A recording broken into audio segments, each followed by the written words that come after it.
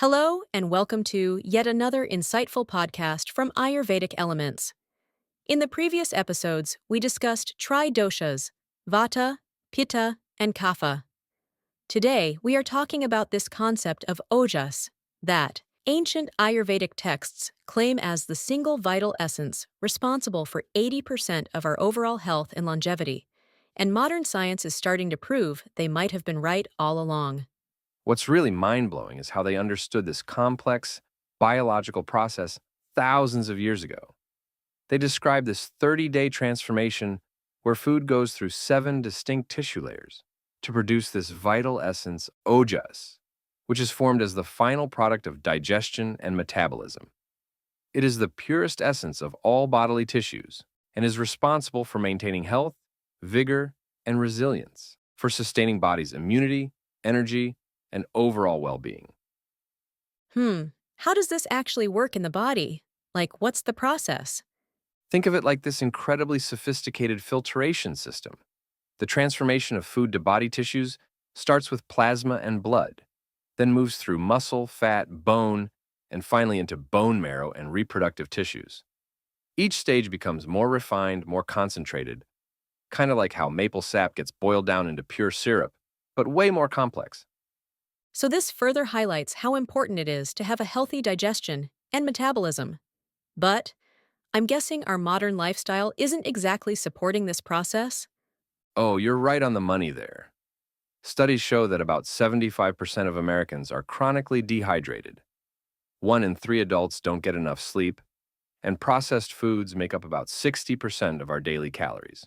All factors that Ayurveda specifically warns that deplete ojas. So, what happens when someone's ojas gets depleted? Like, how would they know?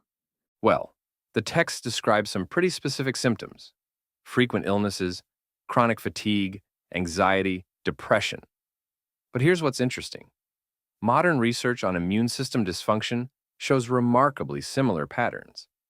When your immune system is compromised, you see almost identical symptoms to what these ancient texts described as low ojas. That's exactly what I was thinking. It's like they were describing autoimmune conditions thousands of years before we had the science to understand them.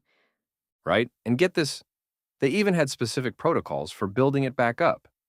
They identified certain foods that we now know are rich in antioxidants and essential nutrients. Things like almonds, which we now understand contain high levels of vitamin E and healthy fats, or ghee, which research shows contains butyrate, a compound crucial for gut health. Absolutely fascinating. And I believe that it goes beyond just food. They also emphasized the importance of sleep cycles that align with our circadian rhythms. Modern research shows that sleeping before 10 p.m., just as they recommended, actually optimizes hormone production and cellular repair. But what about the emotional aspect? I've heard that's a big part of it too. Yeah, this is where it gets really interesting. They believed emotional well-being was just as important as physical health. Recent studies in psychoneuroimmunology are showing how stress hormones directly impact our immune function. It's like they understood the mind-body connection millennia before we had the tools to measure it. So, what would you say are the most practical takeaways for someone wanting to build their ojas? Well, looking at both the ancient wisdom and modern research, there are 3 key areas to focus on. First, nutrition, eating whole, unprocessed foods, and paying attention to food combinations. Second, lifestyle, getting proper sleep and managing stress through practices like meditation or gentle exercise. And third, and this is crucial, maintaining positive relationships and emotional well-being. That sounds like a pretty comprehensive approach to health. You know what's really cool? When you look at the world's blue zones, areas where people regularly live past 100, they're naturally following many of these same principles. They eat whole foods, maintain strong social connections, and live relatively low-stress lifestyles. So in a way, this ancient wisdom about ojas might actually hold some keys to longevity? Exactly. And here's what I find most compelling. As our healthcare system struggles with chronic diseases and aging populations, these traditional practices might offer some solutions. Studies show that implementing even some of these practices can reduce inflammation markers by up to 40% and improve immune function by nearly 50%. That really puts things in perspective. Profound understanding of health has been right in front of us for thousands of years. Ojas is the essence of vitality, immunity, and longevity in Ayurveda.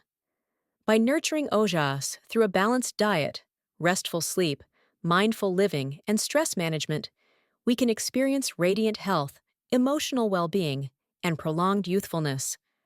Well said. Ayurveda teaches that true well-being is achieved by preserving and enhancing ojas, ensuring harmony between body, mind, and spirit.